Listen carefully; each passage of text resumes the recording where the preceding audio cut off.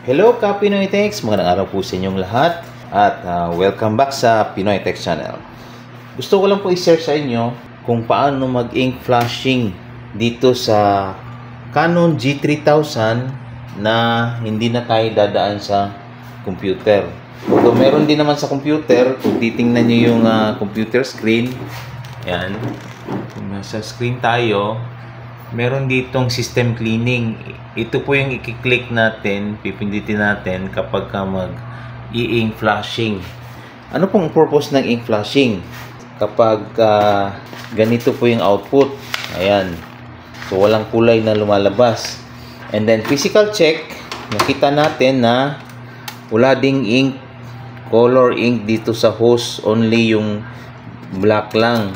So yun, ang gagawin natin is mag-i-ink flashing po tayo. Para sa ganun, mag-move po yung ink from ink tank papunta dun sa print head. Okay? Ito po gagawin natin. Pipindutin po natin, press and hold po natin itong stop.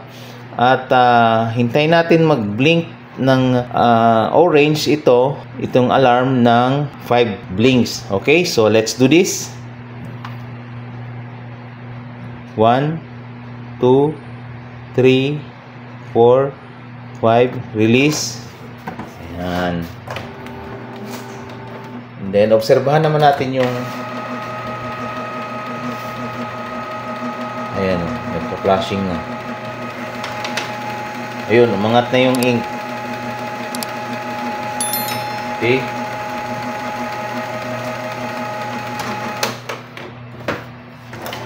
Ayan. So, medyo matagal-tagal tong proseso na to.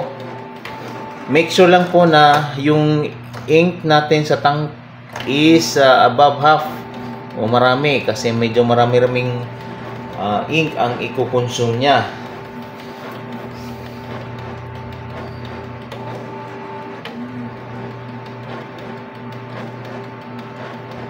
So double check natin bago natin tapusin itong video na to, kasi matagal to, about 6 minutes.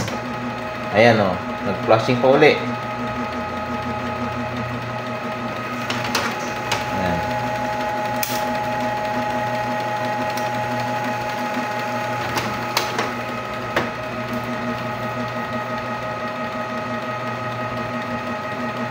Okay, so after this, mag-nozzle check tayo and check natin kung nag-improve ba yung quality ng printout. Okay, so see you later.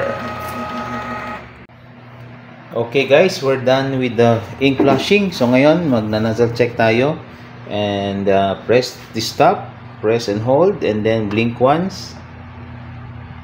Okay.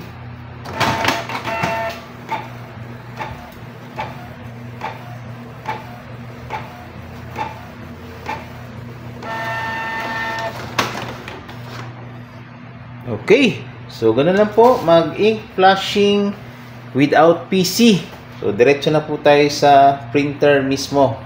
Yun nga lang, nagbawas talaga ng ink kasi wala yung laman yung hose eh. Kinailangan natin mag-ink flashing. Okay, para sa karagdagang video tutorial, maaari po kayong mag-subscribe, like and share, at follow na rin po ang ating TikTok at Facebook page. Okay, see you soon only here on Pinoy Techs channel. Bye-bye.